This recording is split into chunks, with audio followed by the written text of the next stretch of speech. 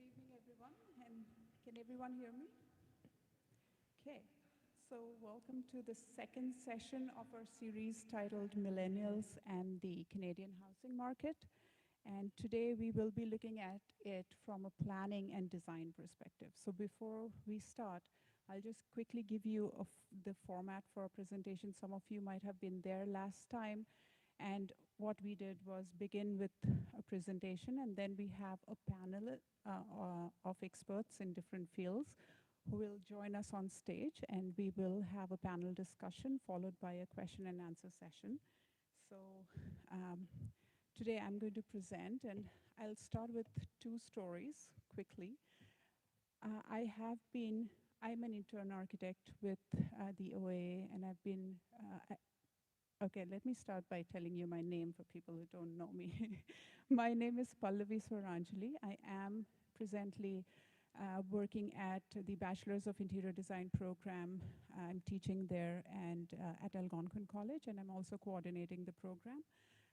Ben and I, Benjamin Gianni, he's the former director of Israeli School of Architecture and Urbanism, and he heads the urbanism division there, and he and I got together a few months ago, and we decided to have this series along with our other collaborators. Dan, he's here, Evan is here, with four organizations. So it was the Israeli School of Architecture and Urbanism, the Bachelor's of Interior Design program at Algonquin College, and the Urban Land Institute Ottawa chapter, along with the Canadian Centre for Mindful Habitats in Ottawa. So while as an intern architect, I was working on a project and which dealt with affordability and affordable housing in New Brunswick, because there's a lot of traffic happening towards Atlantic Canada, where a lot of housing initiatives are taking place.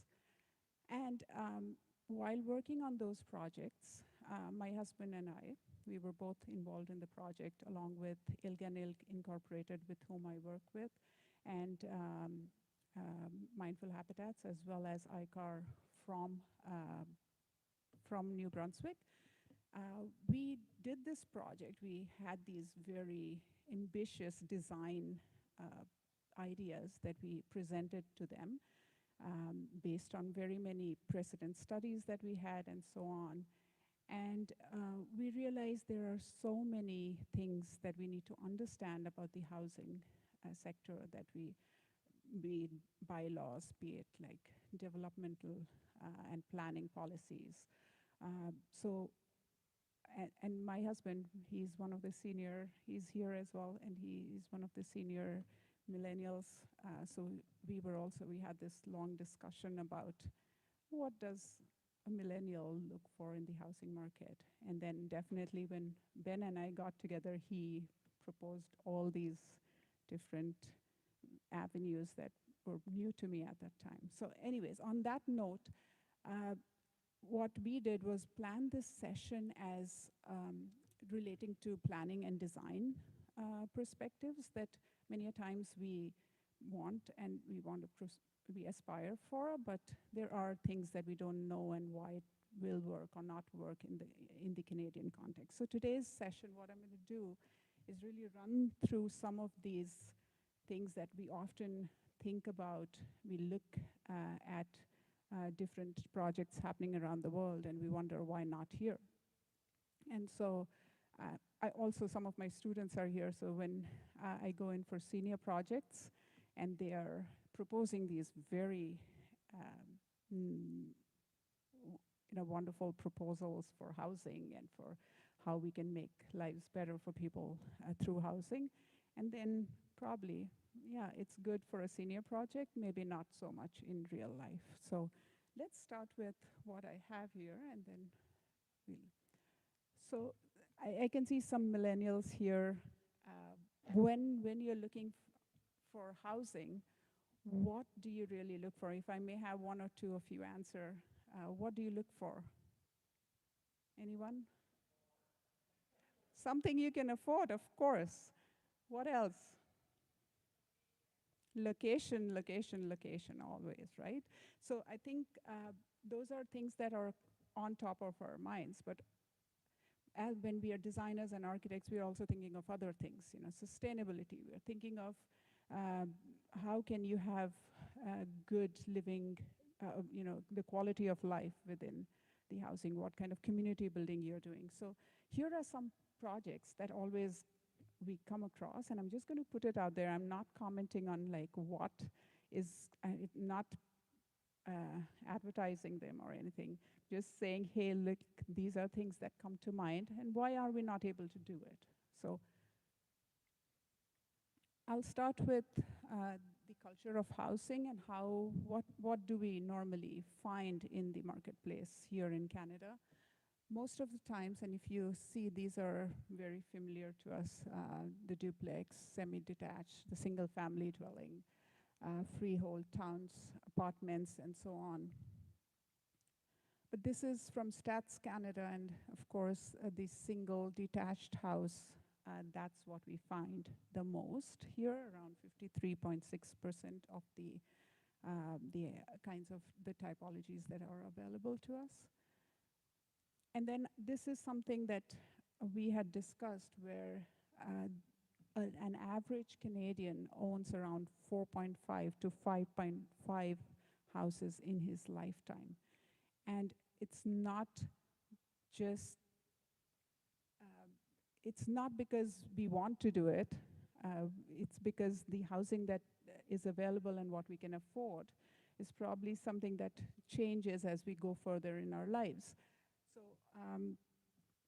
and then this article actually talks about how we we have to spend so much money in the moving and all the processes that are involved with buying a house and so on. So it mentions it's around 10% of the cost that we have to pay when we are moving each time.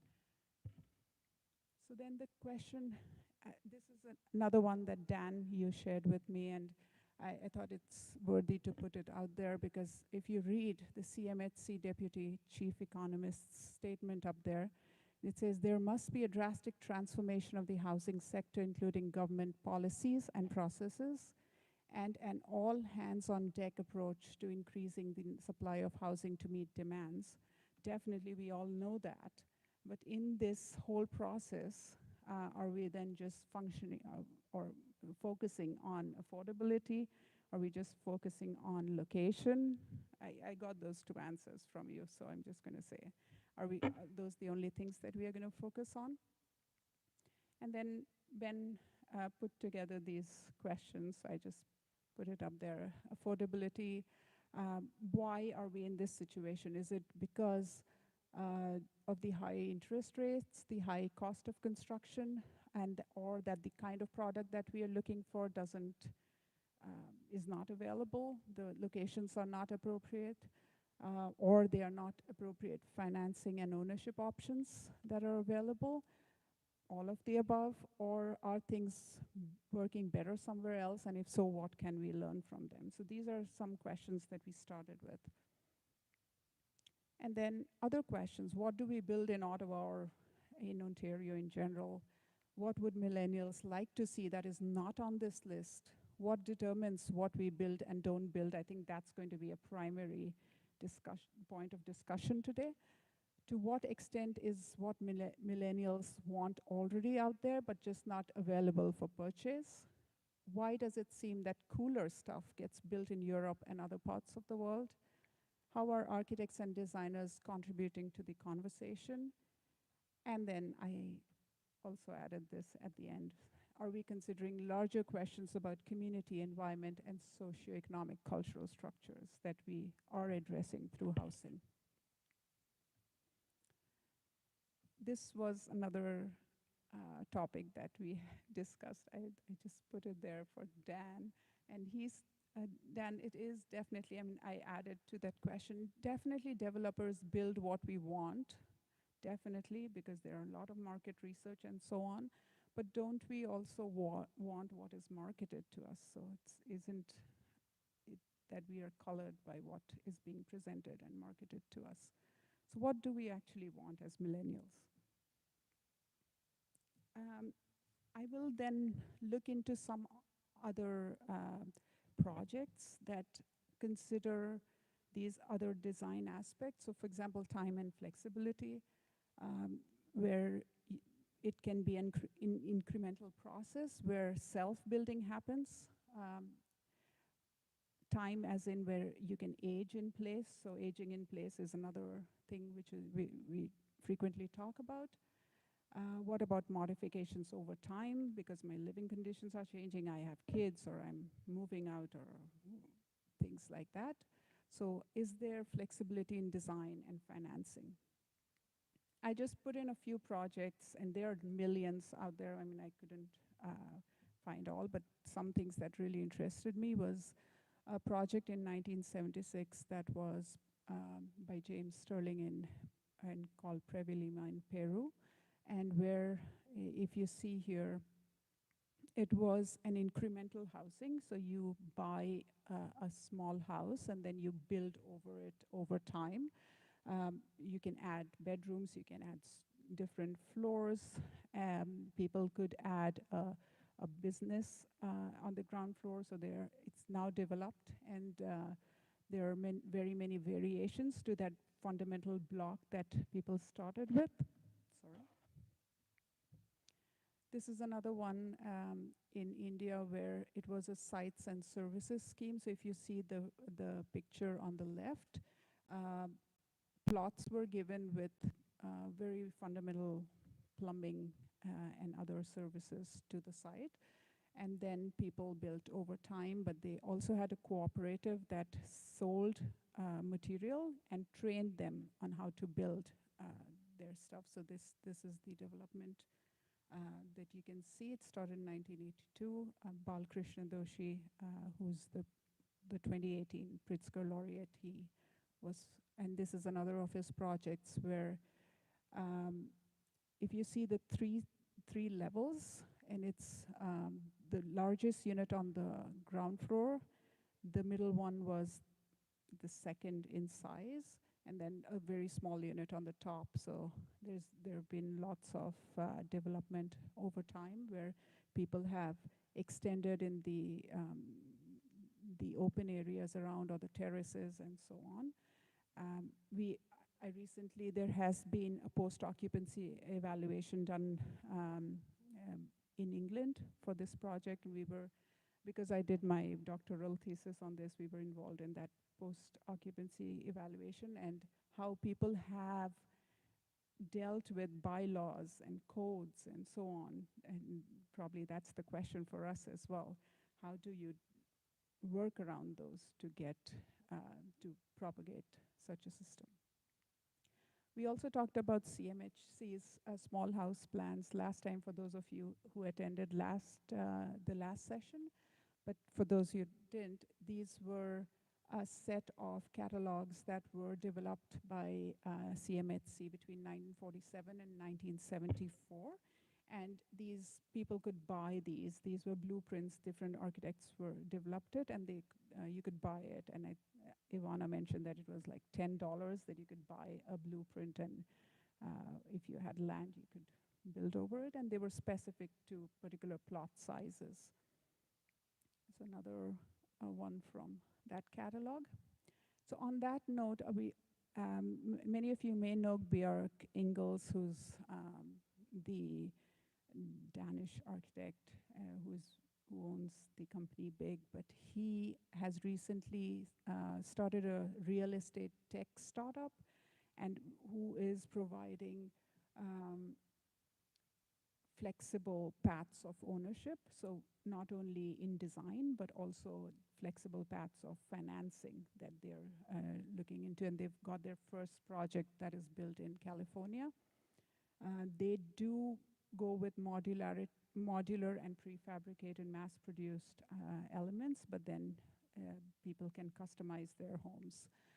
They can also rent to own, which we also probably have here. So the flexibility is not only in design, but also in the financing. The other thing that we also talk about is this idea of community building and the idea of mixed use projects. So one very close to home is 60 Richmond Street East, which is in Toronto, and there is a resident-owned and operated restaurant and a training kitchen on the ground floor, and the residents live on the top. And on the terrace, there's a roof garden where they can grow their vegetables and so on. So basically, a community of people living and working together. Another project in Denmark is the 8 House by Big, which is Björk Ingel's project. And it has 10,000 square meters of retail and offices and 3 different types of residential housing in it. If you see this, there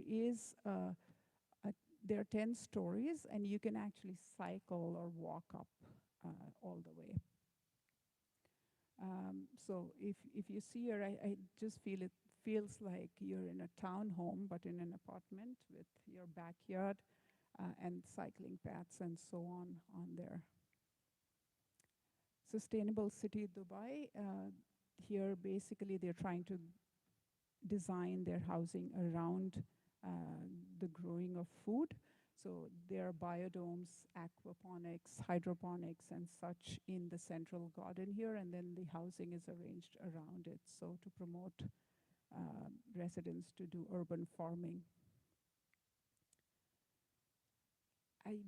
I got this today. I didn't know that the Liberals are promoting this, but how there are grants which are available to help different generations of family to live together.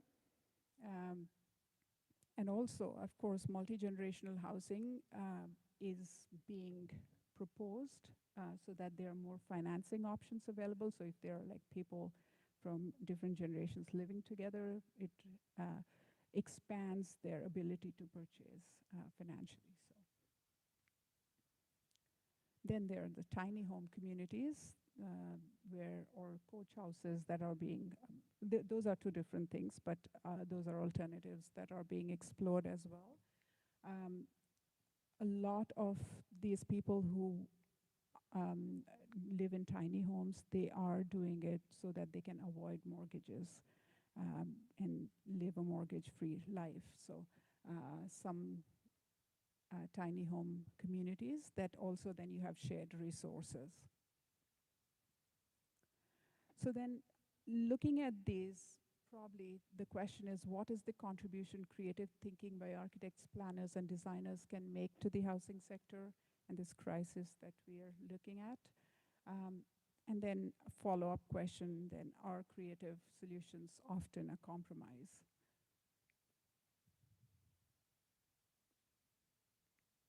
I'm going to stop here. There are certain slides that we can still look into. These are slides that our panelists have shared. So I'm going to now invite our panelists up on stage. And I'm not sure, Evan, you're still not up for it to coming. Okay. So our first panelist is God Lorimer. He is, since his graduation from Carleton University School of Architecture, he has participated in a variety of community-focused developments, including not-for-profit housing, churches, and outreach centers. An active participant in the development of office design philosophy, he has applied these principles to a range of projects, both institutional and residential. He continues to be involved in a variety of mixed-use and residential projects, including urban master plans, multi-story condominium developments, and various renovation and adaptive reuse projects. His professional accomplishments include participation as project architect in numerous award-winning urban design and residential projects. Thank you for being here, God. Our next panelist is Chris Van Popta. He is the founding partner and creative director of Fine Line Perspectives, an end-to-end marketing and communications agency for multifamily developers and operators. He believes that to optimize multifamily occupancy, whether during initial lease-up or when stabilized, Your marketing platform must be able to predictably generate and control the flow of qualified customers to your apartments and also allow prospects to tour them from anywhere. His ability to think creatively combined with his highly technical experience in the world of multifamily marketing has been the driving force behind the marketing platforms that have leased up and continue to operate the properties involved in Canada's largest multifamily real estate transactions. Thank you, Chris. And Dan Dixon is Senior Vice President, Project Finance and Investor Relations for the Minto Group of Companies. He has over 25 years of operating management and investment experience in the real estate industry and is responsible for the development and execution of Minto's debt financing strategy for all of its business activities in Canada and the United States. Dan also leads the investor relations function for Minto Apartment REIT, a real estate investment trust traded on the Toronto Stock Exchange. He is a member of the investment committee at the Ottawa Community Foundation and is chair of the programming committee for the Ottawa chapter of the Urban Land Institute. He holds a Bachelor of Arts in Economics from Queen's University and Masters of Business Administration from York University. Welcome and thank you, Dan. And Evan. Evan is part of, no, he is part of the organizing committee, and he's going to help me moderate the session today. He is the manager in land development at a regional group in the Greater Ottawa metropolitan area, and he's also part of the Urban Land Institute Ottawa chapter. So welcome everyone, and I'm going to hand it over to Evan now to probably start. Devin.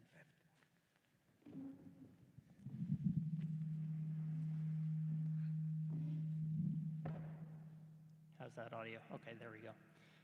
So the topic of the session tonight is really aspirations versus reality. And I want to start first with looking at what the market is producing right now. Gord, I know you work with a lot of clients, a lot of developers across the industry. What are you seeing right now that's predominantly built in Ottawa? And what are some of the things that, I imagine you have these difficult conversations with your clients all the time where you have this great idea, but it comes down to budgeting or it comes down to a number of different variables. What are you seeing right now? And Dan, you can comment from Minto's perspective and Chris also from a marketing perspective. But what are you seeing right now in the market and what are you trying to push in terms of development? So it's interesting because right now, a few years ago, you would have seen a lot of condo being built. And right now, our office is doing next to no condo. Where the focus is on multi-residential is rental housing. And there's a lot of that going on right now. And maybe if we step back a bit, I think the development residential development looks for where the money is. And right now, a lot of the money comes from the pension funds. And pension funds are really interested in rental because of the return over the long term. And there's some interesting things happening there, but also it's not just that. There's also things that are going. One of the things I think that's really interesting is the boutique level of housing. The large developers are focused on where the large chunks of the market are, as far as I see. And so that becomes, the baby boomers are driving a lot of that because that's where the assets are. They're downsizing or they've got equity in their homes that they've had for a number of years. And so they're capable of moving on to a different product. But the boutique builders are, which when I use that term, it's small builders, small developers that instead of building hundreds of units in a development, might be building 4, 5, 10 units in a development. And so Ottawa has a number of these. They tend to focus in the center part of the city. They do small projects, and they are essentially infill. And so that's going on in a large way as well.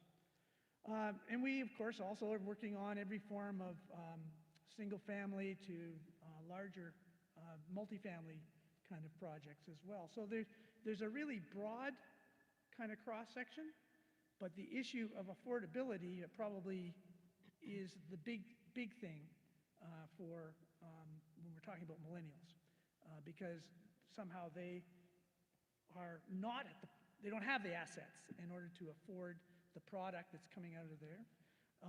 And one of the other challenges is the availability of land. In the last decade, 15 years, all of our planning has shifted from suburban development to the idea of intensification. So we've shut down the tap on the availability of suburban land. There's still suburban land, but not in the way that there was back in the days, in the post-war boom, when we were building Barrhaven and Canada and Orleans. All of that is tapped down. And the focus on the city is to intensification in the center, which leads us to larger multifamily residential projects and cost. The land becomes more expensive. The areas where we used to find, where if you were a young couple or young singles and you were looking for a place to get your first home, where would you look? You would look in Hintonburg. You would look in Overbrook. You would look in even Old Ottawa South. When I came to Ottawa to go to university, Old Ottawa South, there was almost half the houses were broken into apartments. Lots of my classmates lived in basement apartments in those houses on Sunnyside or all through that area, or in the Glebe. All of that is gone because of intensification has made those areas too valuable to be that kind of housing anymore. And so starter homes are not as easily acquired as they were. And those locations have maybe shifted to Gatineau. There's still opportunities in some of those neighborhoods, but it's shrinking. And so that puts pressure on the system. And so, Dan, working at Minto, I mean, there was a slide up earlier that showed some of the product types that you are working through right now. What is, easier to build right now? What is this? I mean, the market's not as strong as it was a couple months ago, but what is selling right now? What are people looking for? Sure. So just to give you some context and background, many may be familiar with the Minto name here in Ottawa. We were founded here in 1955. Four brothers started a small home building business, and after a little while got good and continued to invest, and they took their profits and invested in rental properties as well. So rinse and repeat for 67 years, and we've now delivered over 90,000 homes. And we have Minto Apartment REIT, which is one of Canada's 5 big multi-res apartment providers. We have operations in Ottawa, Toronto, Calgary, and we've just got a few projects started in Vancouver. And in the US, we're active in Florida, South Carolina, and we're venturing into Texas. And I give you that preamble because we really do think of ourselves as housing providers. And in any market that we're in, we'll try to find the opportunities to earn the best return we can on our investment. And the market demand sort of informs that. And I'd say that, if you look at the mix of product that we have in different markets, you can really tell. Like in Toronto, where the cost of land is astronomically high, roughly half to 2/3 of our production is high-rise for-sale condo, and the other is low-rise. In Ottawa, we have very few high-rise projects on the go, and as Gord mentioned, we don't actually have an active condo project. We have 2 multi-res rentals in the works. So the majority of our production here in Ottawa is low-rise. It's in the suburbs, and I'd say our split in the suburbs is about 50% attached product, towns and terraces, and 50% single-family detached. Coming into it's been an extraordinary time the last few years. Thinking back to March 2020, the onset of the pandemic, we were incredibly nervous about people being able to close on their homes. We had 1,000 houses in production, and could they actually close when it came time to deliver the keys?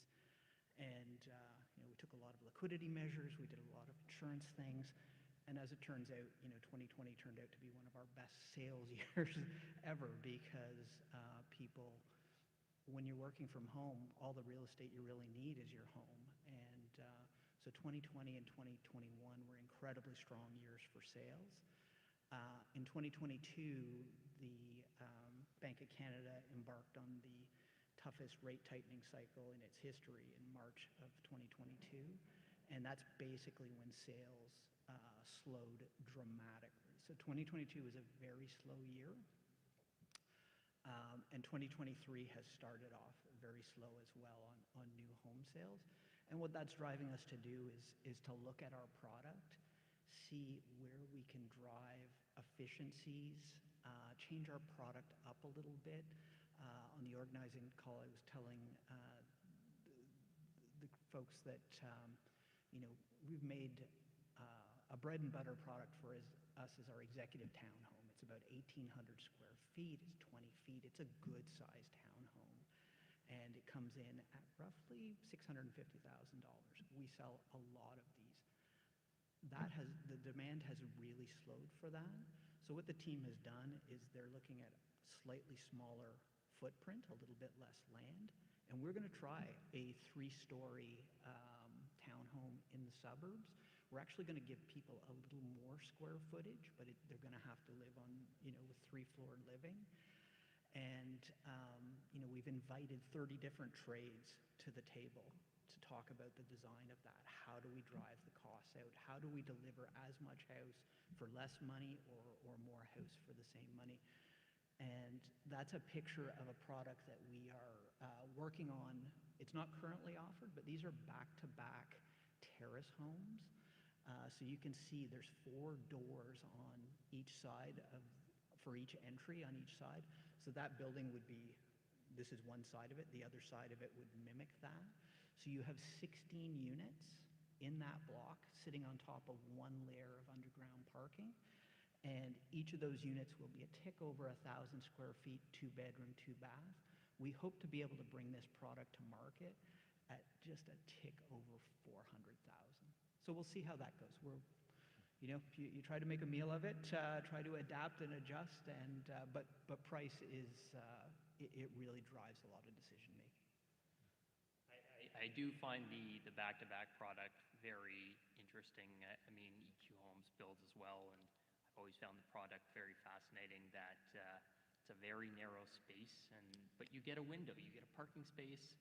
But some people would almost rather that larger apartment, but is that market necessarily in downtown? So I want to come back to this point, but Chris, I want to talk about kind of the marketing piece. In today's market right now, what are the challenges that we're facing right now in terms of what you're marketing versus what people are asking for? Is there a divide in that right now? What are the opportunities that you're seeing? Yeah, I think if I get back to first principles about what a product is there to solve a problem. And so when I think about marketing for real estate, really it's about the customer first.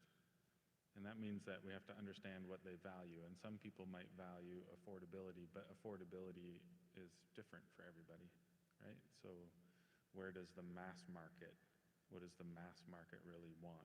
And then that speaks to your topic about, well, your investors are looking to find the best return on investment, and that might not be in some fringe of the market. That's usually in the mass market. And so it's worth understanding then, what is it that people are feeling? What needs do they have? And we live in a curious age where we're all the same age, technically. We don't operate like we used to in terms of our age strata. You can have an 80-year-old getting remarried and for the third time and driving a sports car, and you can have a 13-year-old who's a multimillionaire on YouTube, right? These things didn't really used to happen, and now they're happening more and more. So age isn't actually the correct paradigm through which to look at real estate anymore. It's actually what is our core intrinsic values that drive us toward a product. And so you might think, well, yes, a certain amount of people have, they meet their dating age, and then they get their married age, and then they have the kids age, and then what did you say the other day? The two categories were? The newlywed and the nearly dead. Yeah. So those are two ends of the spectrum. But as developers, I think most developers are really taking a hard look at their customer and then seeing what they value. And that means what problems do they have in their life. And there's a lot of opportunities besides price. So you can actually build a smaller product, but add different value to that smaller product that still gets the customer to move toward your product because it's solving more things than just housing. It might solve things like belonging. It might solve things like security or location, as someone mentioned tonight. It might solve things like giving you experiences that you didn't have. It might solve things like creativity and having workshop spaces. Like there's all kinds of different ways to add value to real estate. So we might be experiencing what I call shrinkflation. We'll have to lower the size of the square footage we might live in, but we might be able to add more value to that package, perceived value, that might be worth considering today as a culture that we didn't really have necessarily in our vast suburbs of single-family dwellings where we lost the sense of community because we all pulled up into our garages and closed the garage door and turned on Netflix. We might now be experiencing something different because of the pressures that are on the market. And I think creativity is compromise. Those two things are hand in hand. Without any constraints, you don't have creativity. You don't have something to design for. You need constraints, and then it forces the human nature to be creative, to solve a problem. And so I think we're experiencing different problems in our market today, most certainly around price and rising interest rates and affordability, and that's forcing us to be creative, using our God-given talent to design things that really help people live a life that's fulfilling for them. I think that's what I'm noticing, a lot more problem solving, a lot less taking for granted that we can just crank things out like we used to, but it's bringing heads together to figure out, hey, what can we do to continue as a society living in meaningful communities? I think that's a good thing. It's exciting, it's painful, but that's the creative process. Thank you. And I think that's a really interesting point. Like, what is that creative process, and how do we integrate it in today's policy realm where there's policies getting thrown at us left, right, and center? I want to run through a hypothetical scenario with you, Gord. I'm going to pick on someone from the audience here. Is there a developer? Is anyone who works at a development firm in the audience? Okay, we got one right there. And what's your name? Danny. So Danny comes to you, Gord, and says, I've got 2 hectares, 2 acres of land I'd like to develop. It's on a main street. Let's see what you can do. And I'm assuming this happens to you all the time.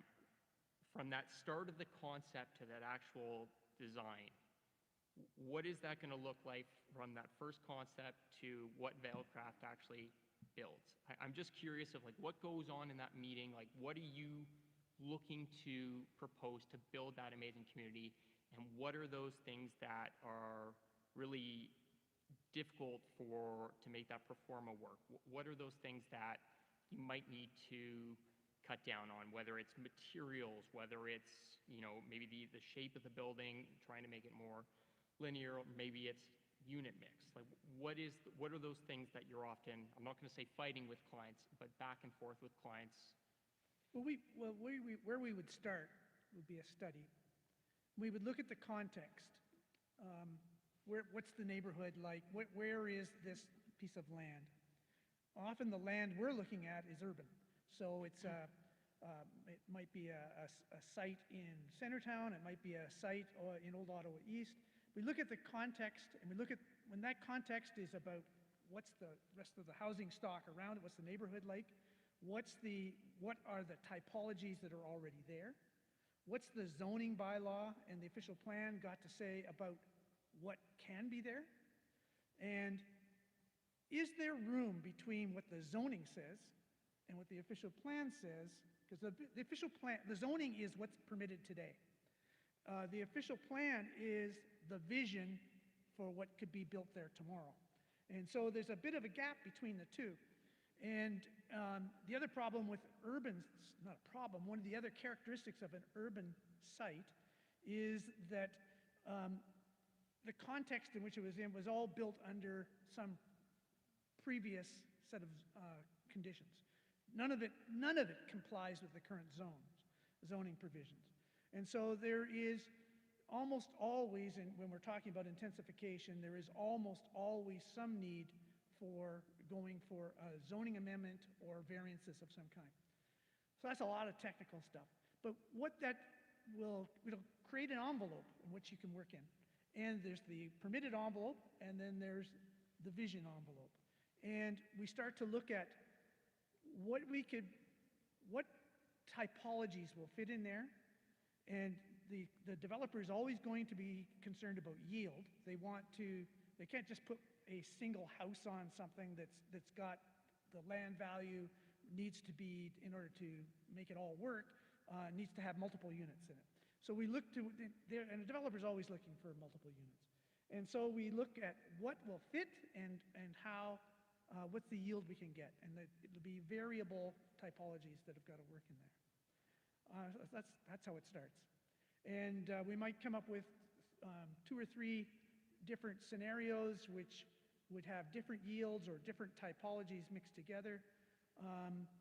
And often that will reveal something that nobody's thought of before, and that has some potential that it isn't immediately obvious, which is kind of neat.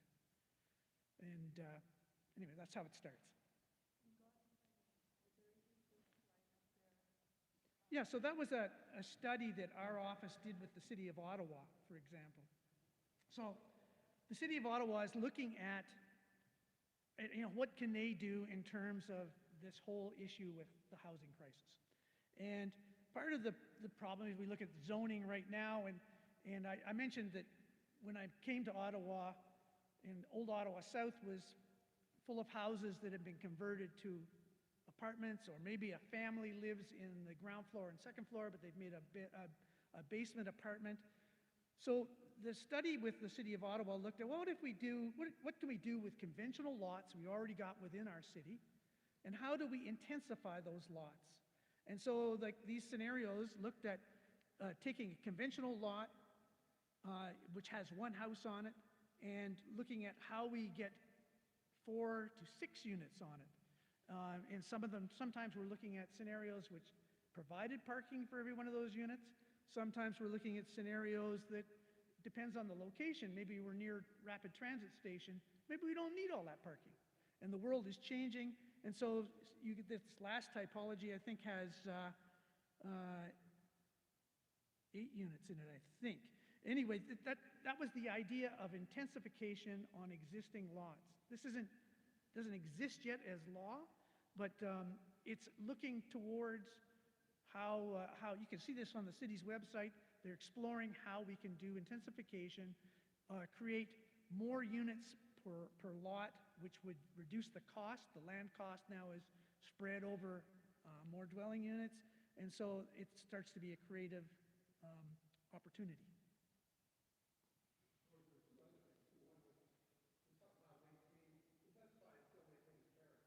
That's right.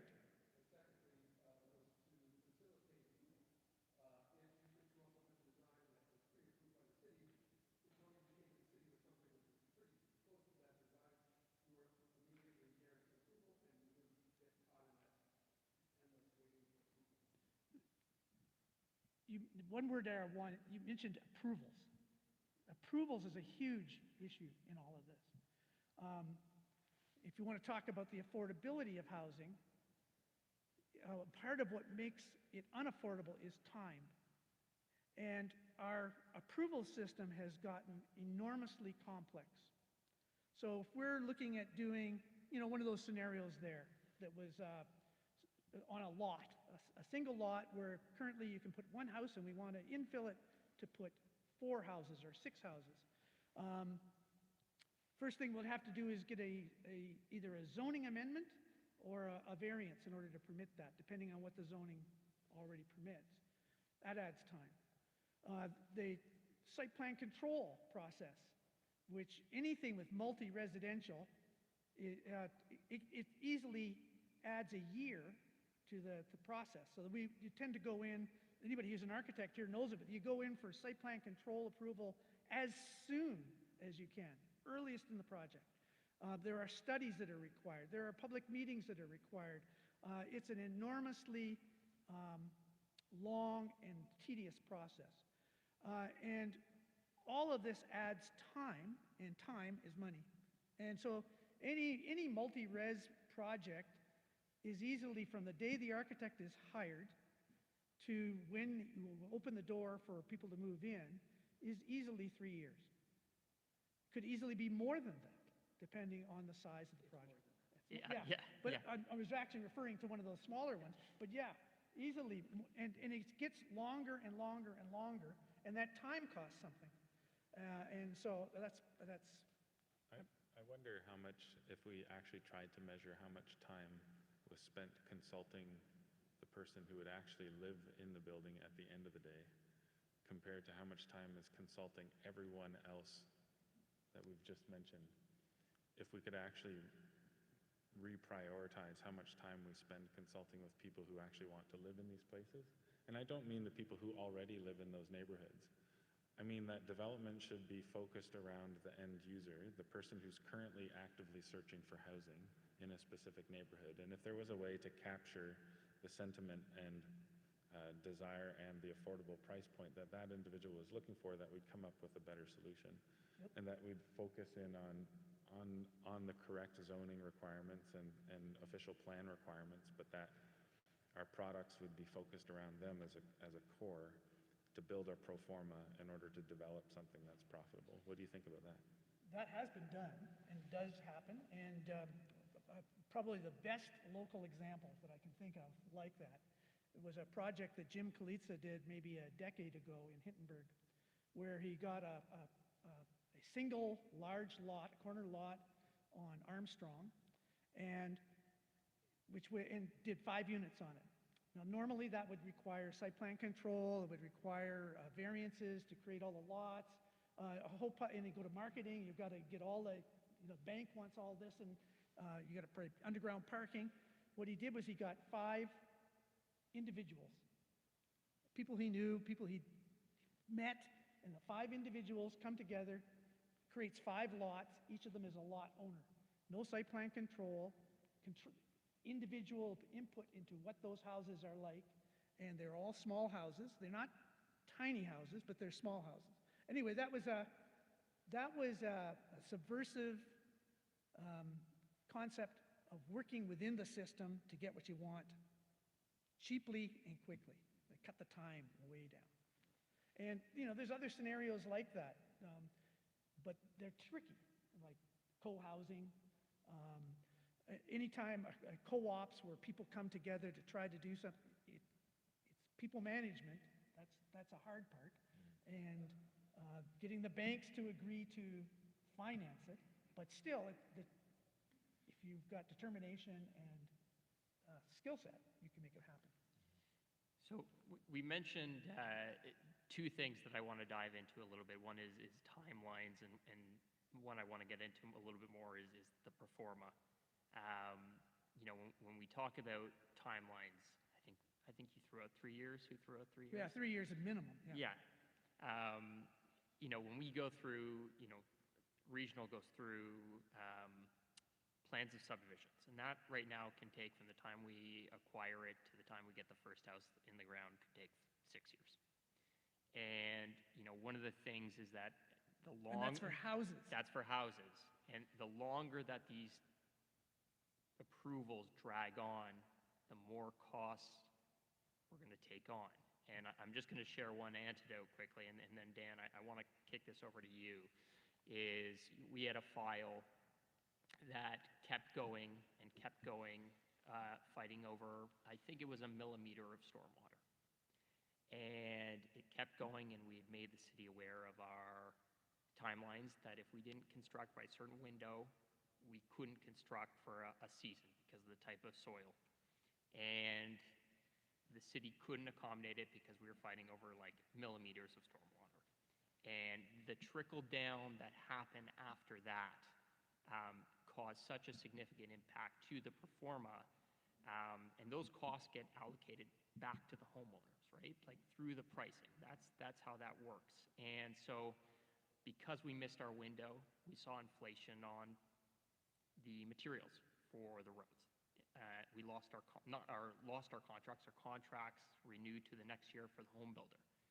Those prices went up significantly, and it was trickle, trickle, trickle, trickle, trickle, and all of that affects the bottom line. So I want to get into this notion of the pro forma, and Dan, I don't know if people know fully what a pro forma is and how that development works. So maybe speaking a little bit to that, but and I think we've got a very helpful graphic that I pulled from a builder in Victoria, BC, who's very transparent about where their cost comes from. Because I think often there's this notion out in the public that the developers just put out a house and then they're walking away with all the money, especially during COVID. But a lot of the time there's additional added costs. The timelines go up, materials are going up. Like there's a lot that goes into that. So can you break down, what goes into the pro forma? How does that really work, and how does that drive what gets built and how it's designed? Okay. So I guess I'll start with, the perspective that I have, my wife and I have completely renovated 2 100-year-old homes, and through that process I've learned that all that stands between you and your dreams is time and money. And you need to bring a lot of them. But if you look at this pro forma set of facts that they have here, they've got all the basic cost categories, land financing charges, municipal fees, et cetera. And then they have development revenue of $94,000 there at the end. That's, I assume, what's going to the developer. If you make that $94,000 on an $800,000 project, that's like a 12 or 13% margin. And that's a pretty reasonable margin at the end of the day. However, if that 12 or 13% margin is earned in 1 year, that's a reasonable return. If it takes you 3 years to earn that, and you have significant upfront investments, which you really do, then your annual return can fall into low single digits very, very quickly, and making it uneconomic. So as everybody is saying here, time is really a killer. And, Steve Willis was here last week, and he was talking about a low-rise subdivision can take 7 to, in some cases, more than 10 years. Those are remarkable timelines when you actually think of building and trying to lock in costs. Within the city, Gord, you raised the point of a multi-res project. So we built 163 units at Fifth and Bank in the Glebe, just recently finished those. I took a look at that before I came here tonight. It was 2.5 years from the time we put in our first plan until we were able to pull a permit, and then another 2 years start to finish to build that building. So almost 5 years to do 163 units on a site that was already pretty intensified. So those are some of the challenges that we definitely face in the planning process. What we're seeing now on the costing side are supply costs, materials. The big thing during COVID was lumber prices went up because everybody was doing home improvement projects. Those have come back down, but concrete has not. Concrete is still incredibly expensive. Glazing, availability of supplies, doors, windows is all very challenging. And we have interest rates. So most big builders borrow a meaningful component of the cost of their projects. They like to spread the equity over more projects. It helps to lever your returns. It helps helps to spread your risk. It also helps you to build at scale so that you can get economies of scale in procurement. Interest costs, we were literally borrowing at 3% at the beginning of 2022. We're borrowing at 6.5 today. And that is all flowing through the pro forma. So, this business is, it's living, breathing, it's always adapting. And you kind of have to find your way. It's a bit of a winding road. I think you're going to see, I don't know so much in Ottawa, but you're definitely going to see in Toronto a lot of high-rise projects get canceled, and that land is going to come to the market because you will have had people who have sold their product at X when costing was here, and now costing has gone up Especially in there. interest rates. Yeah, and it's just no longer economical for them to build. They are underwater. They're washed out. Yeah. Yeah. And so I think you're going to see definitely lots of projects in Toronto, some projects in Toronto coming up. I don't know what you're going to see in Ottawa. I'm not sort of familiar with the high-rise scene here. I think that here's a helpful little math equation. It's very simple, but it's quite stark. Shows you the issue at hand when it comes to time, because time's a multiplier of debt. Okay? So in Ontario, what are the numbers? Let's say it's 600,000 dwelling units needed over 3 years just to keep pace with supply.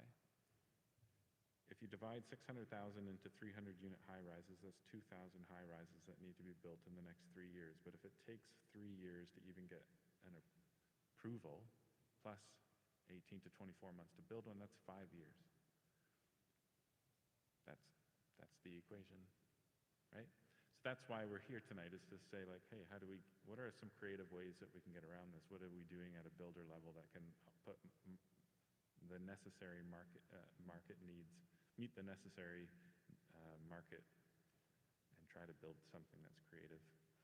So I'll jump in for just a sec because I know Pallavi put this on the screen, and this speaks to a couple of things that have been discussed tonight.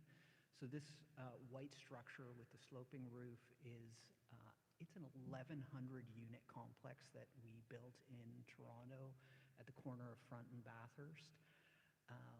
Notionally, that is 4 distinct towers as far as legal title goes, 2 condo buildings and 2 rental buildings. The sloping roof was absolutely required by the city to, bridge the gap between the high-rise on the other side of the tracks and the lower-scale neighborhood on the backside. It turned out to be a very interesting building, a beautiful building, and a very successful building. What I wanted to point out on this was on the rentals, although all of those units look exactly the same, there are 500 rentals in there. And what we did was a couple of things that we did. We dropped ceiling heights from 9 feet to 8 feet, and we walked away from the in-slab ductwork and plumbing. So a lot of condos today are built with in-slab ductwork, plumbing, and electrical. It makes it beautiful for living because you don't have the bulkheads, and especially in small spaces. If you can get a lot of window, if you can get a little more volume in your small space, that people really like that. However, for the rental, we're trying to make the economics work. So we dropped to 8 feet, did bulkheads. That allowed us to get an extra floor.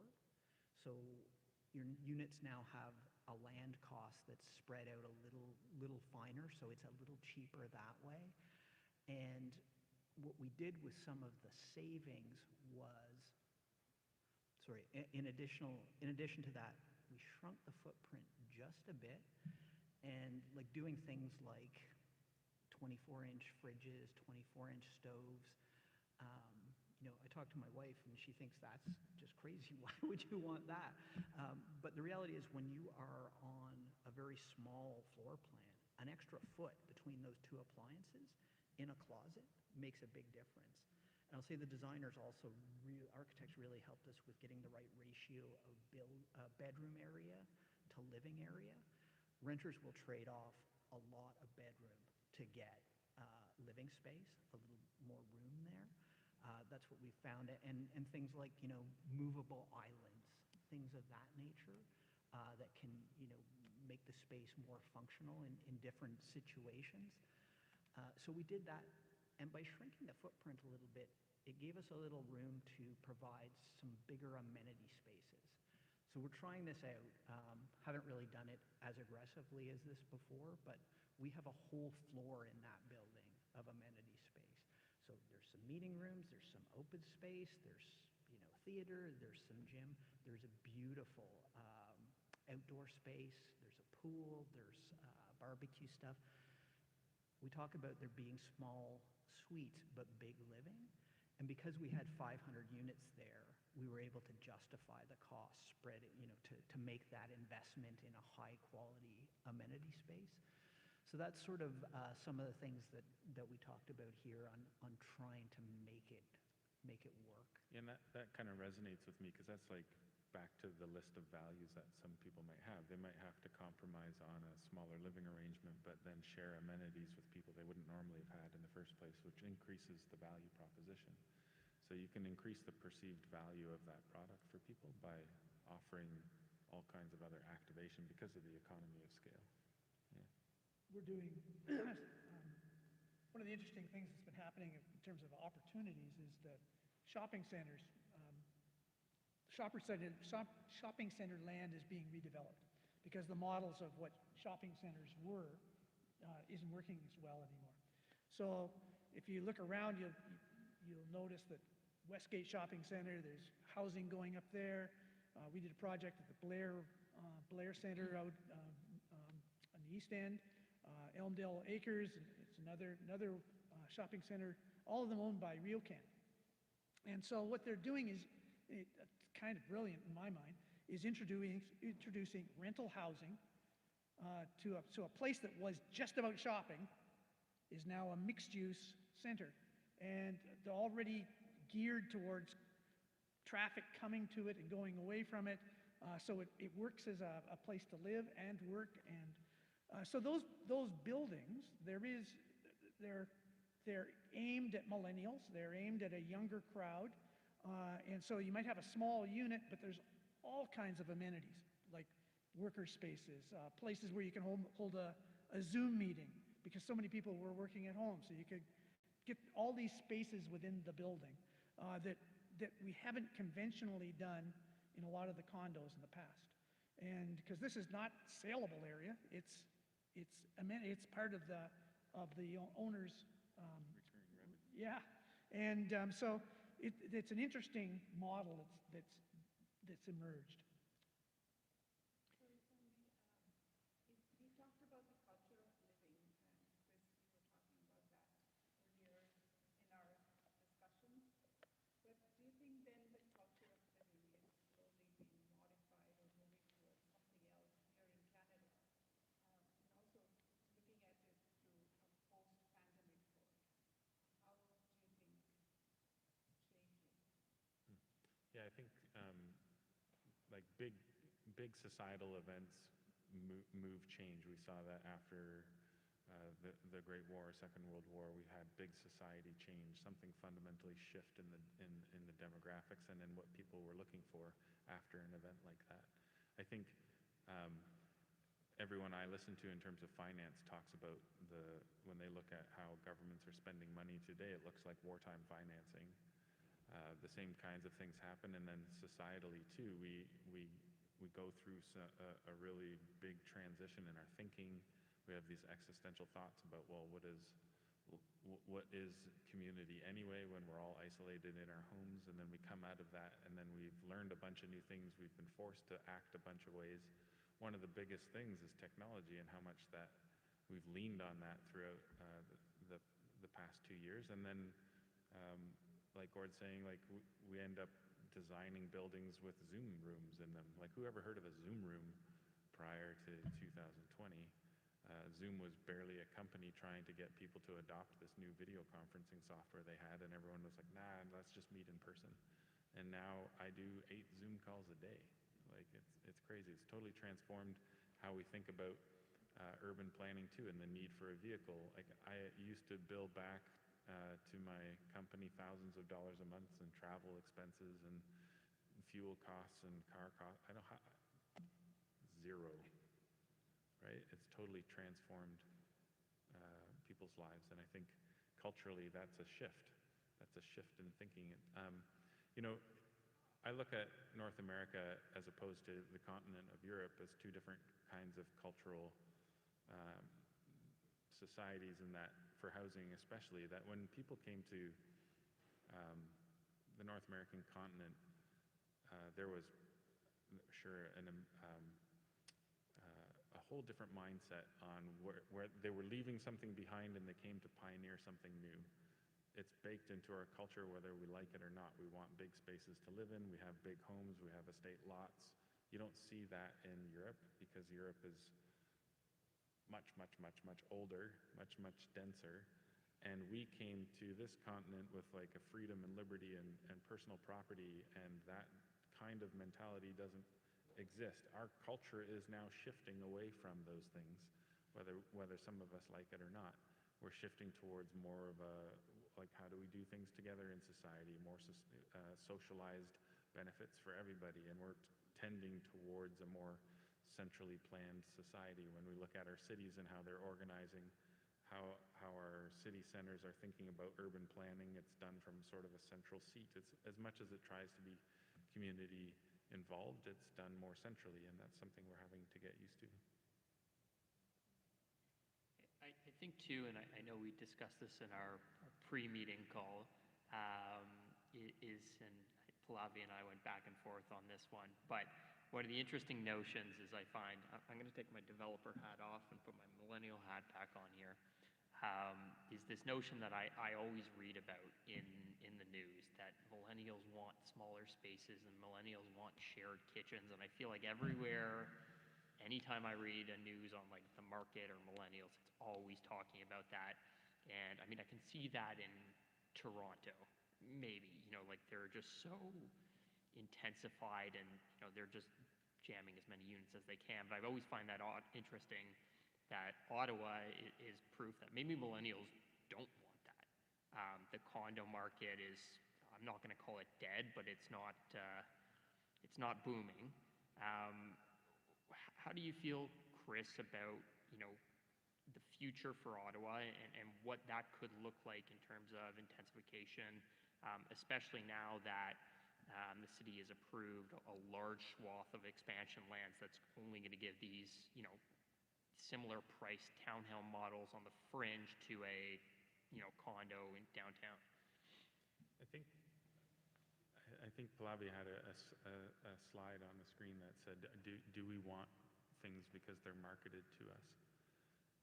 There's a certain amount of that's true, but I think, again, a good product developer always asks themselves, what does the customer actually want and how do I give it to them?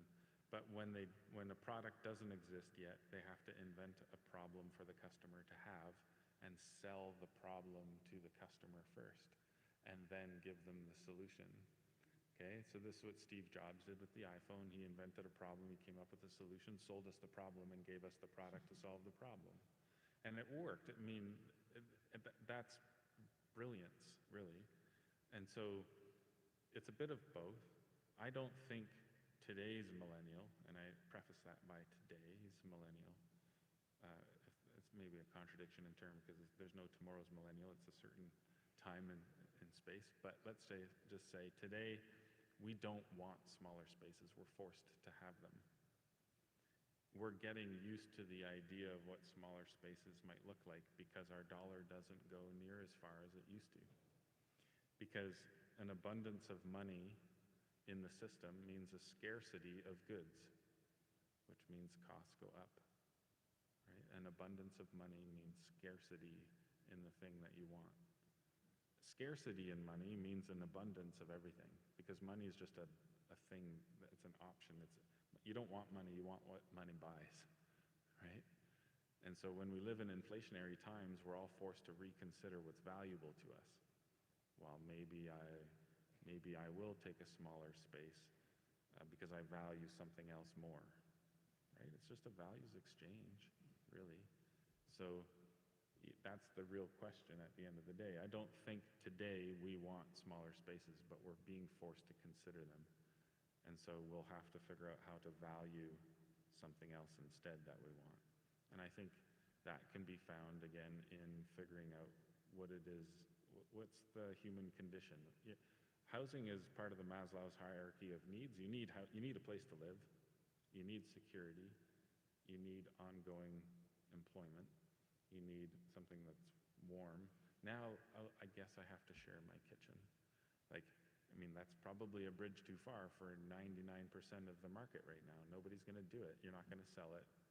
They'd rather spend more or leverage themselves or go further into debt to avoid that right now. It's not going to work in North America.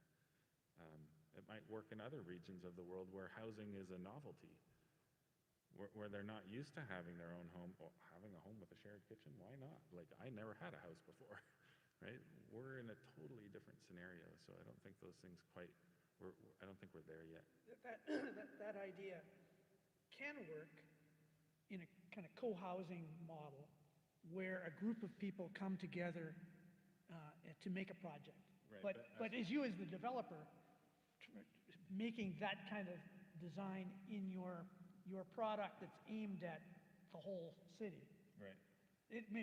might be really hard to sell those units. Yeah, and that's why I think, like, we need to think about the people we're building for, not in terms of age demographic, but in terms of value graphics. Like David Allison has a book called Value Graphics. We're all the same age. It's a book I highly recommend because it shifts the paradigm away from sort of mass market appeal to how do we get down to the grassroots of what somebody wants and building at the scale. How many of those people are there in the market, and can we build something unique for them? And then we get into this situation where, yeah, maybe shared kitchens is a thing for those kinds of people. Yeah. Thank you. So I think owing to the fruitful discussion during question time last week, I think it might be wise now to open it up to questions. I don't know. Do we have a microphone around? Oh, I see a microphone. Okay. Thank you. Great. So, yeah, thank you for letting me start off. Gord, the Blair Project and Dan, the whole notion of the amenity, there's two things that go around in my head. When we think of European cities, and we think of people living in small apartments, multi-generational apartments, we always say that the city is their living room. That what the city gives them compensates for what they don't have in their private space. In North America, the vision is always, I want everything for myself. I want a yard, which is my little park. I want the house, blah, blah, blah.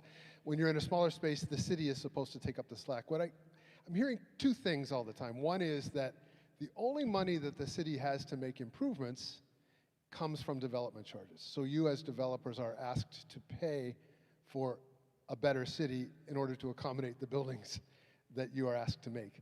And then secondly, I'm hearing in order to sell those units, you have to compensate by putting the amenities in the buildings. And I'm wondering, this is a little abstract question, but to what degree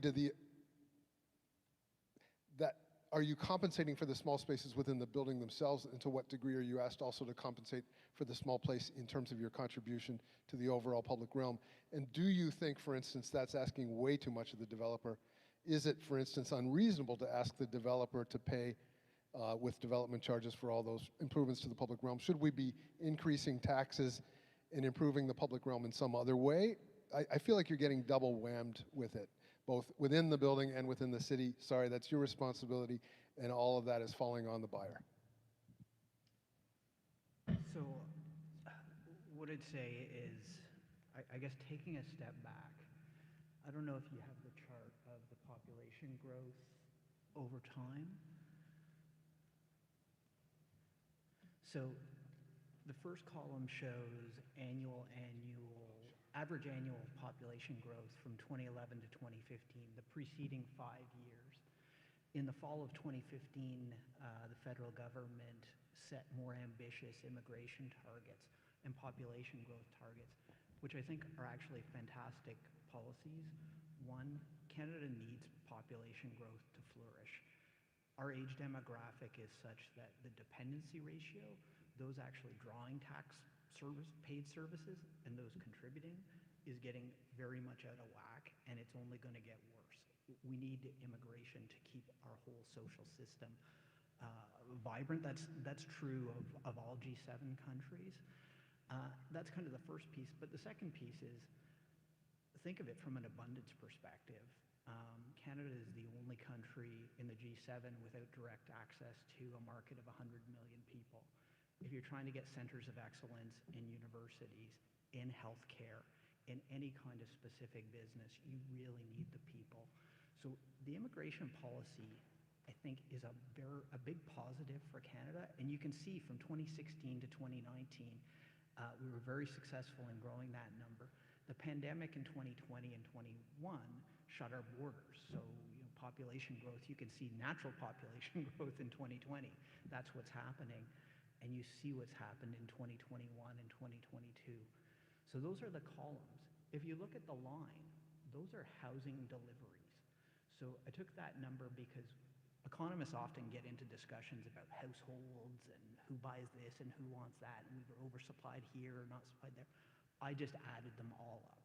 For rent, for sale, high rise, low rise. Those are complete developments. And I find the ratios quite shocking. If I put the numbers on there, we were roughly two people per house in 2011 to 2015. We're almost 4 people coming in for every new house that's getting constructed in 2022. So we have a challenge and an opportunity in front of us. And that's a long preamble to answer your question, which is development charges have been, in Ontario anyway, set up that growth should pay for growth. I actually think that that is problematic going forward and that we need to think of new ways to fund infrastructure. If we need more Canadians to help keep our social system going, then we actually need to look at that infrastructure cost as a social cost, whether it's funded federally or provincially or however we want to put the tax burden on. But we need to find a way to build more. That is for sure. And I don't want to take too much time, but in the planning environment, we've got a new official plan. We've got lots of targets. I feel like we almost need to be more ambitious. And people want to come to Canada. I mean, we really saw that in the pandemic. This is a place where people want to be. We need to find a way to build homes for everyone who wants to be here. And I would say, Build homes affordable.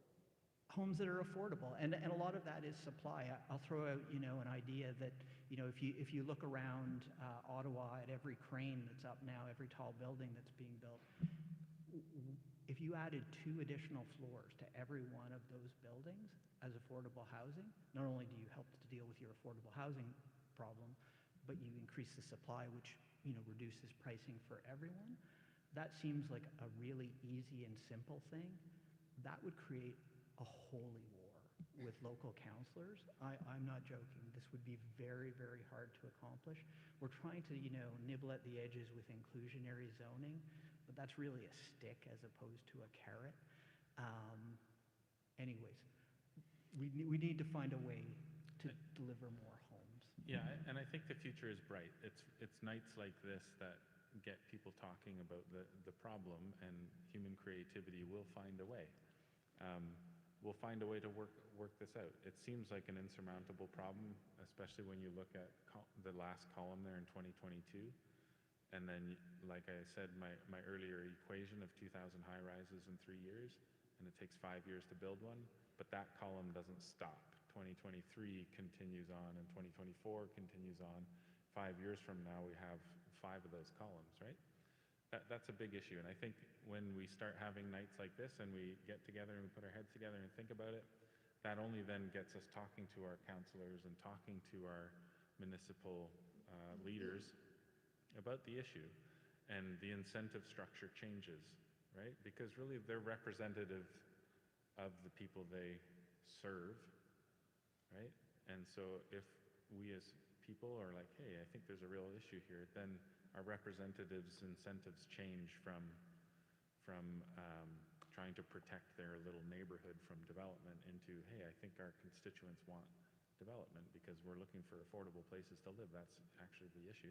So conversation is the beginning of the solution, that's for sure. So speak up to your local councillors and so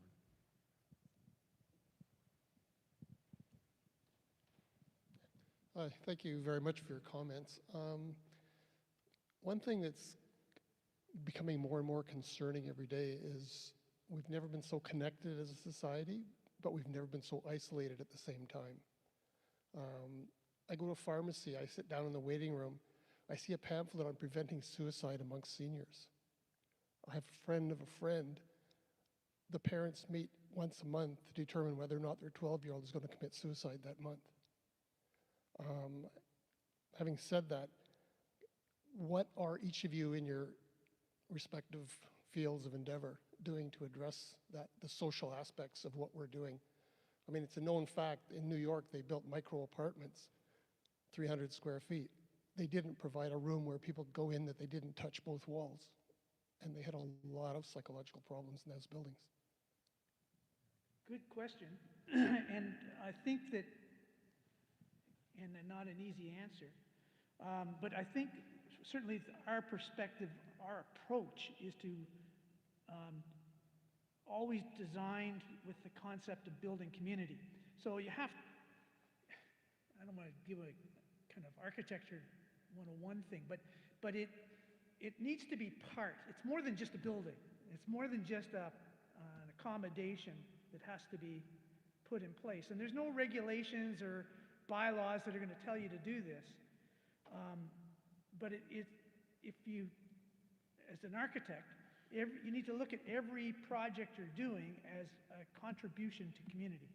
Not just to the community that's the context that building's going into, but also the community that's within that building.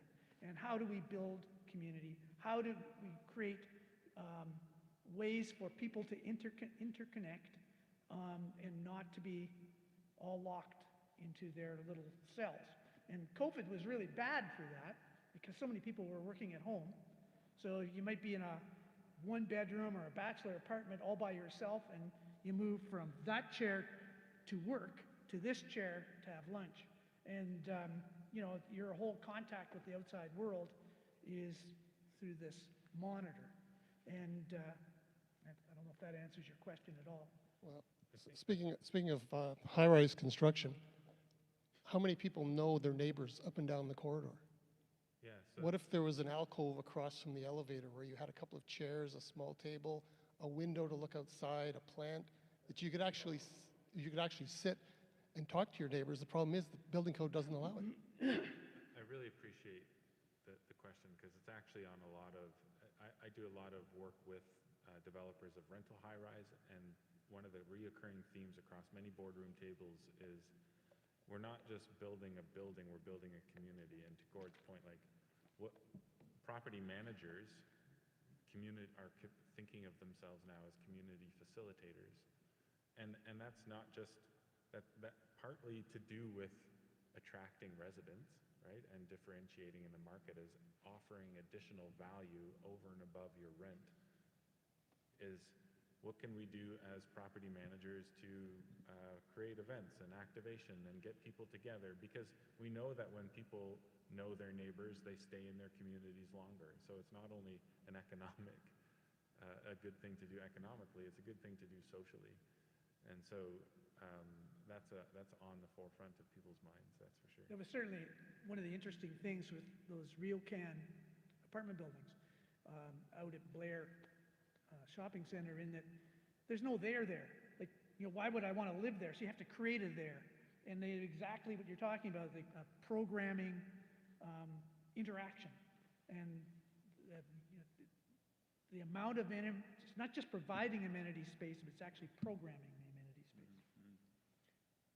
I'll say a shout out to someone who works with us on the ULI and with you guys in the architecture school, Dina Sarhain, who did the design of all of the amenity space at that high-rise project we were talking about in Toronto.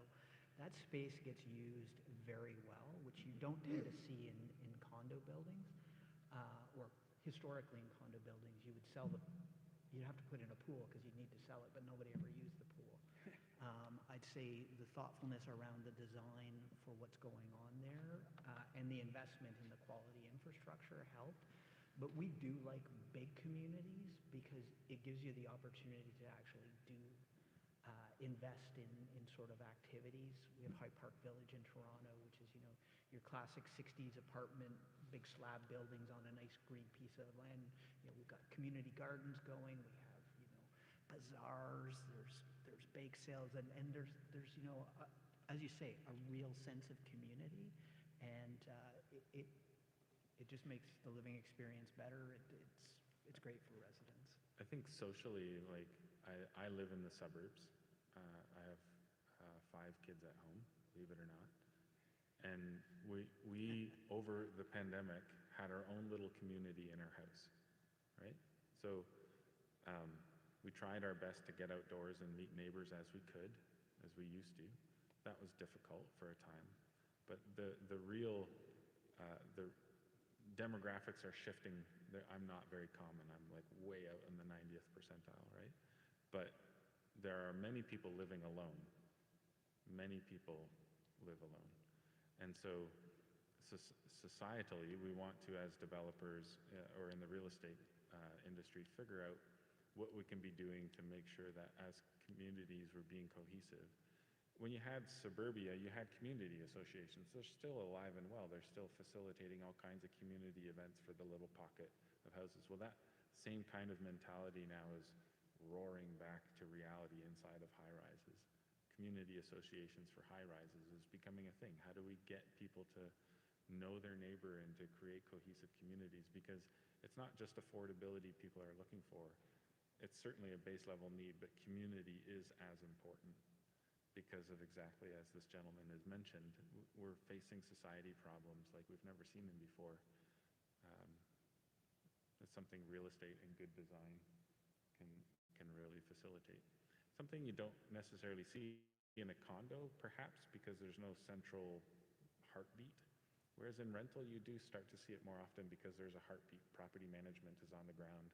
They're there as the brand experience, bringing to life the experience they want for their building on an ongoing basis because it's a good economic decision and it's a good society decision. Hi, can you hear me? Just to finish on that point, I represent Ottawa Co-Housing. We're a service here in Ottawa. We gather residents in Ottawa who would like to form co-housing communities. You're talking about the kind of community, what you're espousing up there is what co-housing does. They're private units within a formed built structure that has built-in nodes of interaction to promote healthy interaction and community interaction naturally through the built environment. They are formed by a group of people with the same vision. You're talking about creativity and forming, you know, what do you want from your space? These are people who have decided what they want to share in their shared space, and they're willing to take a smaller footprint to accommodate that from a cost perspective. We have challenges. One of the challenges is we have, you know, these great group of people. They really want to form community. For them to be able to afford it, they can afford it. They can afford market rate housing, but in order to create a built community, they need the piece of land. To get the piece of land, they need a certain number of them to be on board.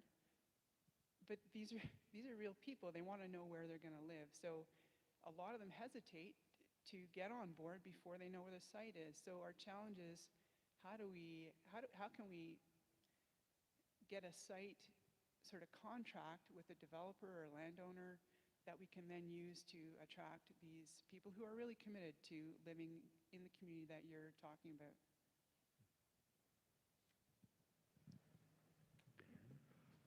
I'm going to say you need to find a boutique builder, somebody who may be interested in, you know, starting something new, trying something new, really taking the risk in doing something like that.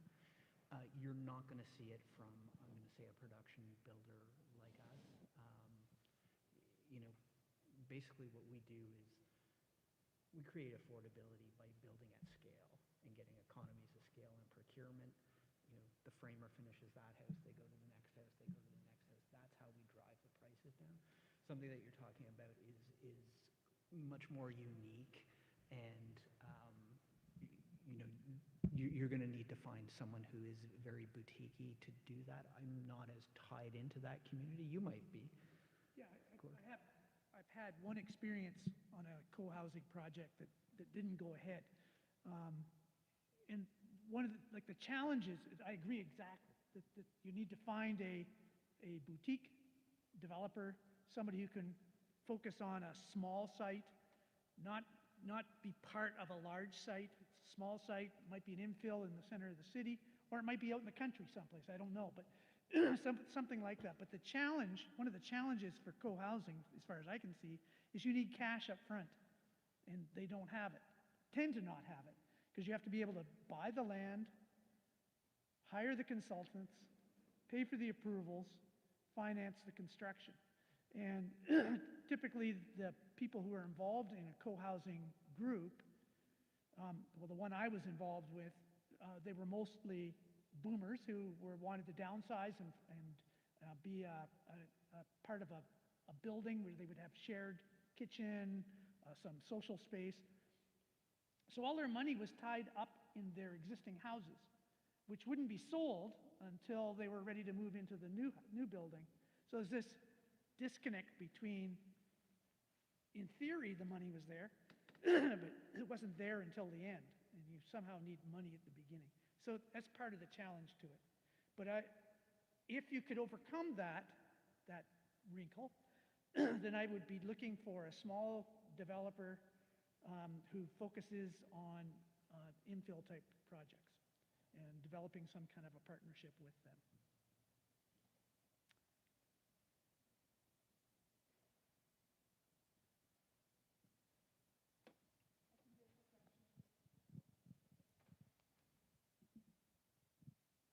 Hi, I have kind of a group of questions. There's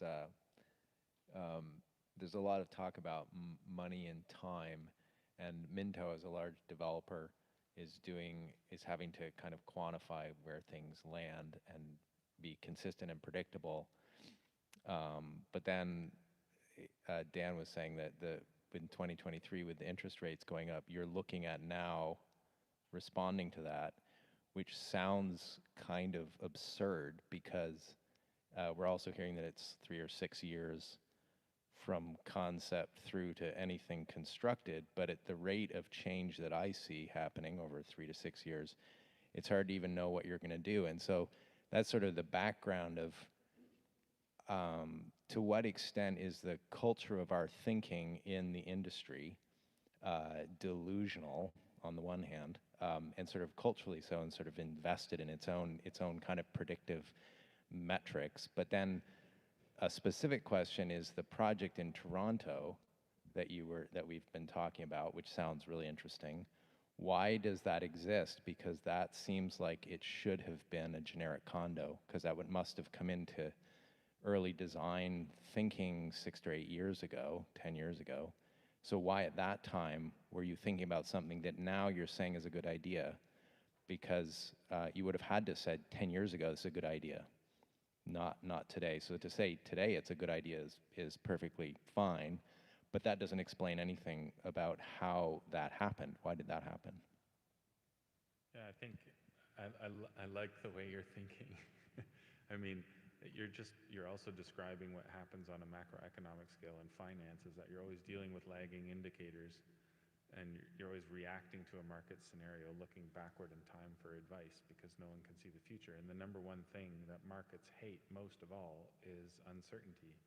And so currently, it's been my experience the last year, as Dan has indicated, that people have pulled all kinds of projects off the shelf because of uncertainty and interest rates and rising costs. Nobody really knows what tomorrow is going to be like. So that's also causing a constrained supply because of market uncertainty. I'll leave it to Dan to perhaps answer your question about a project specific in Toronto. Sure. So the apartment property, or sort of Minto West side with the apartment, the for sale and the for rent. I mean, if you go back to when we started that, we started actually in 2015. And the economics were actually very much in favor of condo product at that point in time. There were not a lot of people doing purpose-built rental. And culturally for us as an organization, we have historically always tried to build a little bit of both. So all of our, cost engineering ideas in that building were to make the rental pencil out because we wanted to own that asset. And I'll say it was a good idea then. I bring it up now as here's, 2 units that, from the street, they look almost identical. One costs 15% less than the other. And that's some of the design thinking I think that we need to bring to new built forms as we contemplate them. I think as we discussed today, you're not seeing condo development for sale product. You're seeing more and more rental as a response to what's affordable.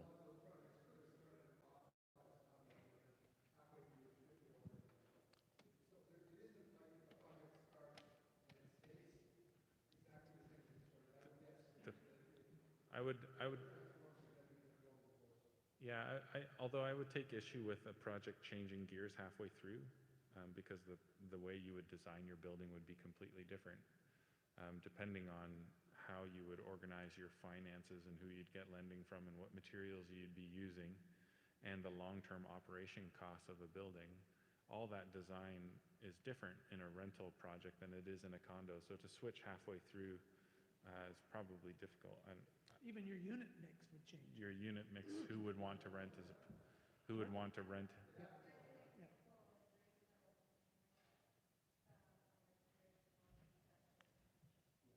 Yeah.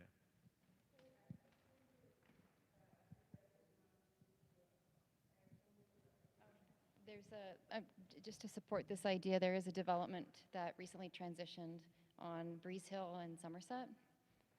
It is now going into rental properties, but was previously marketed as being a condominium. It's a high-rise. It's a very large building. I would say, based on my experience, that's actually fairly unusual because most condo projects, in order to get the financing from the bank to build the project, you need a sufficient amount of pre-sales. It's typically 60% of the units, roughly speaking. And if you've pre-sold 60%, then you're basically locked into delivering that. You could, if you have out clauses in your contract, perhaps try to wiggle out of them. I would say, us as a big builder, long-term builder, I look at you guys at Regional, I'm going to say most credible builders that are in this for the long haul, you just would not do that to your purchasers. Nobody does it on purpose. Oh, as no, a plan. no, yeah, I Okay, don't like, think that's let's the just be reason. real. There's no Yeah. reason to do it. So. I do think it is more common now that you'll see that change made as you're going through site plan approval, right? You haven't put the money into the detailed design yet. You're really, when you're going through site plan approval, it's a box on the plan. Obviously, there's some interior workings, but I think as you're going through that process, you are flip-flopping, running your models to see what's happening. I know we're going through that right now, but I think you're right. Once you're in that detailed design or you've already started selling, I think that is incredibly rare, and I think that creates a rift with purchasers. So I think most firms, by the time they get through their site plan approval, at least the end of it or towards their approval, know exactly what they're going to do with the building.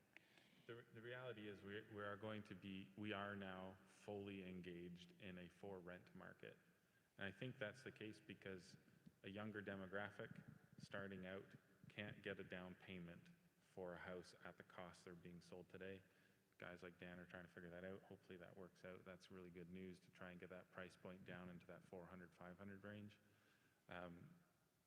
And there's this weird thing happening where the people who want to change in their lifestyle, get rid of their generational home, usually sell those to the people who are moving out of rentals. But those people moving out of rentals are staying in rentals because they can't afford to buy those houses, which is locking up the rental supply for the people trying to get into the market who can't afford to buy houses.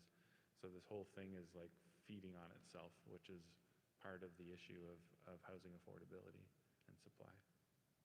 I think the other thing in that component is I think millennials, or at least I am, and I'll maybe do a raise of hands here, is that my generation, or at least my friend group, is terrified of condo fees. Like, I don't think the millennial market necessarily wants to, they see those as valuable.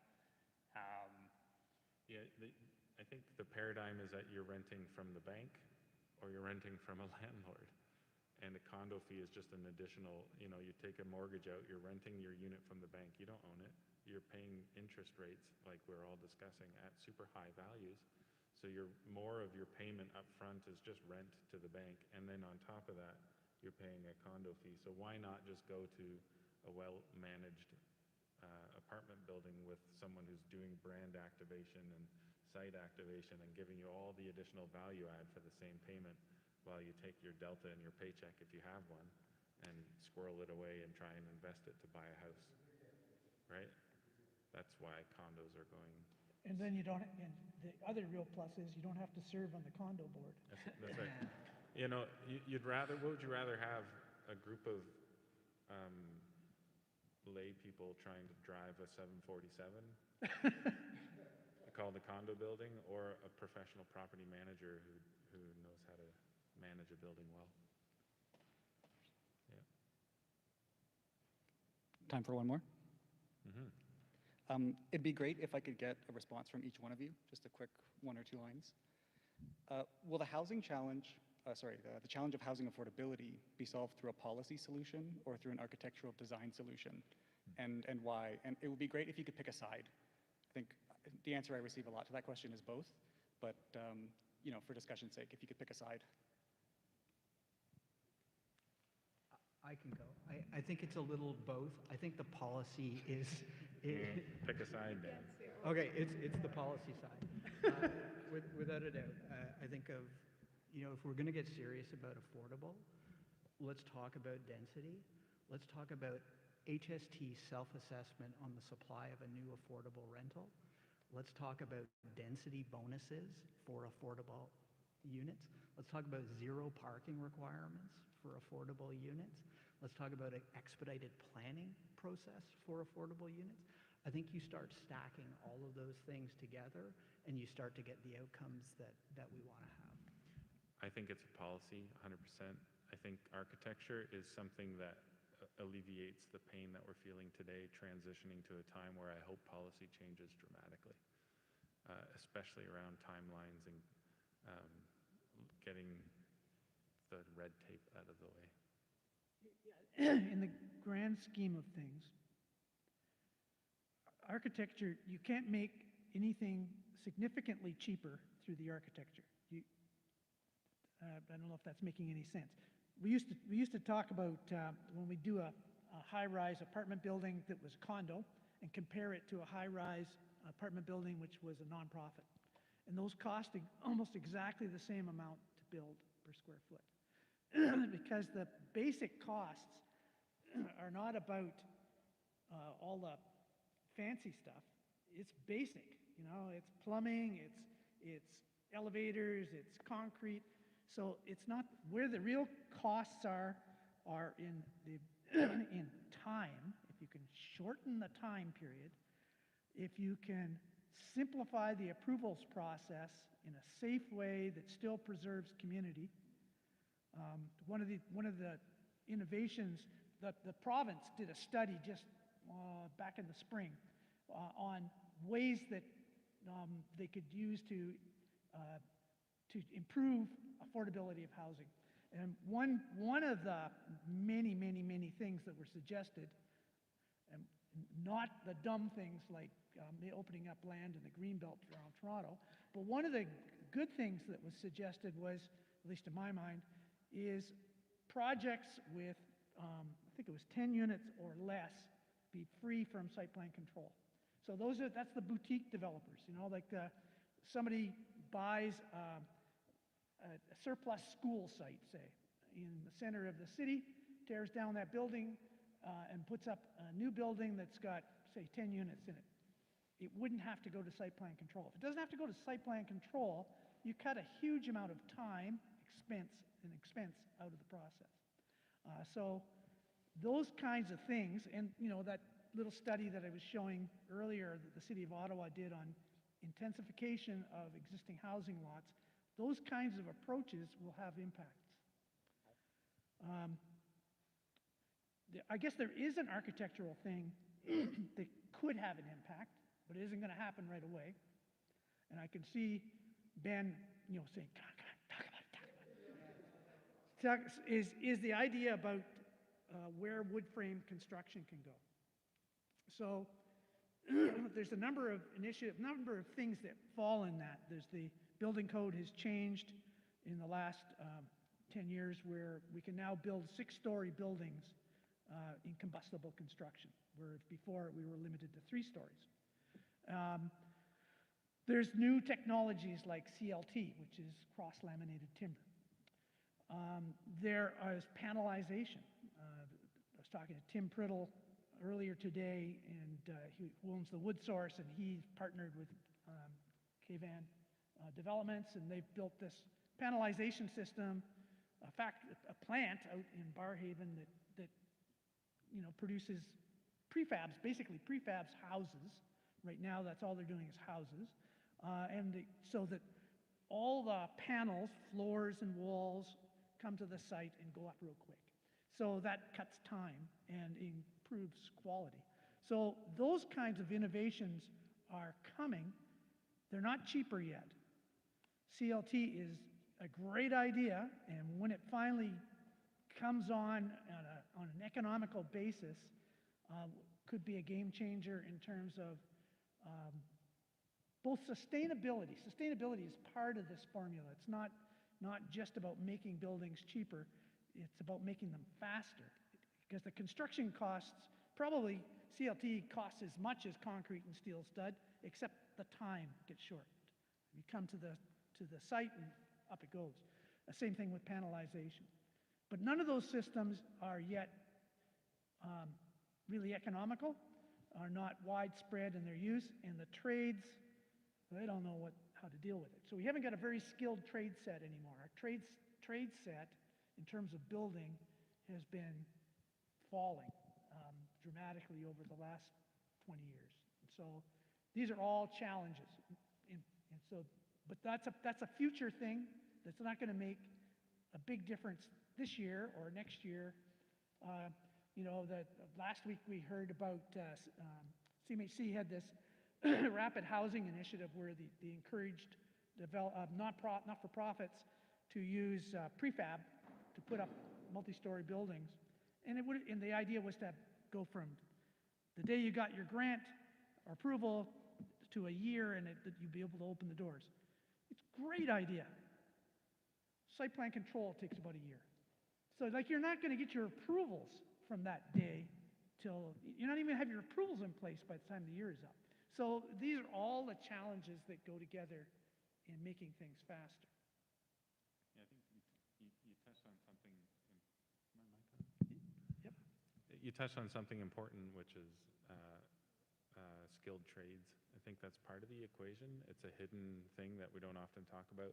We talk about architecture and planning and policies and all the things that go into development, but there's actually real people that eat cereal in the morning and then go to work and put the things together. That part of the equation is a huge part of this conversation. I've got developer clients who are spending a lot of money simply advertising on behalf of humans everywhere to join a career in the trades. And they're not doing it for their own corporation either. They're just saying, by the way, parents of young kids, open up opportunities for your children to consider working in skilled trades, because you can make a really good living doing it, and it's a necessary part of our survival as a society. There's no amount of sitting behind the desk drawing the buildings that's going to get the buildings built. So we need to sort of equalize our labor force in that way.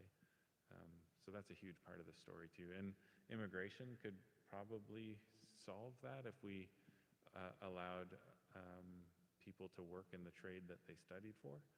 That would be great. But that's a huge part of it. So I think we're going to wrap up now, and at the last session I asked the exact same question, and I'd like to wrap up on a very positive note. So for each of you, um, if you could tell me about a development that has you feeling optimistic for the future, and this is a segue into our next session, which talks about kind of affordable housing options, but an idea or a development that you think is really trending in the right direction or has you excited, or yeah, so we'll start with you, Gord. Well, I'm going to talk about a project we did with you. There we go. So it's Greystone. Free advertising. Greystone, which is in Old Ottawa East, which I really, really like. And because it's about building community, it's about a broad range of housing typologies, about different incomes. There's freehold, there's condo, there's rental, and and affordable housing as well. And creating community building spaces, preserving a heritage component that everybody wants as an asset, and providing access to the river. So I think it's a great project as a model for community building. Are you interested to do sales for us sometime? That's pretty solid. Chris? Yeah, I'm really excited about developers who are thinking about becoming landlords and creating spaces for people to live with brand activation on the site, creating community. One that pops into my mind is Lapine Apartments. They've been in the city developing for the better part of 30 years, and their communities are really intentional about creating community spaces for people and then working in those communities to activate them in ways that are meaningful. And I also think that this particular developer is taking time to develop in markets that don't see housing options. So as far out as new construction apartment buildings in Carleton Place, Smiths Falls, Renfrew, putting underground parking, concrete construction into these communities has really offered a place for especially those looking to change their lifestyle, a place for them to live in the community that they love, that they grew up in and raised a family in, really thinking about doing that rather than taking advantage of some of the development opportunities in the city core that might exist, really thinking intentionally about being a benefit to a broader region, a broader diverse set of people across the Ottawa Valley. I think that's really cool. So I'll talk about a project that we did in Toronto called Lakeshore. It's at 3600 Lakeshore, very clever naming convention. But it was 225 quite dense wood frame units on what was a very brownfield site. So we got the land for basically nothing. Good location, but huge environmental problems. And through a couple of years of rigorous environmental work, we were able to remediate the site and deliver a product that sold incredibly well. And adaptively reusing that site in a great location. I think in urban environments, that's really what we've got to focus on. That was a wonderful discussion, and I think I want to thank you, because when we were having our preparatory meetings, the one thing that we were really scared about was turning this into a pessimistic discussion, but I think this has turned out on a positive note. There are things that are happening that are probably going to change the way we live and the kinds of problems that we are facing, but we will end on this positive note. And thank you, Evan, for prompting us to talk about the positive aspects that we are looking forward to. So I want to thank everyone here for attending tonight, and definitely we have your email IDs, and we'll be reaching out to you with our next session, which is, we're going to take a 2-week break, 3 weeks, on March 6th when we are back here again, and then we have our 3rd, and then March 13th is our 4th session, right? No?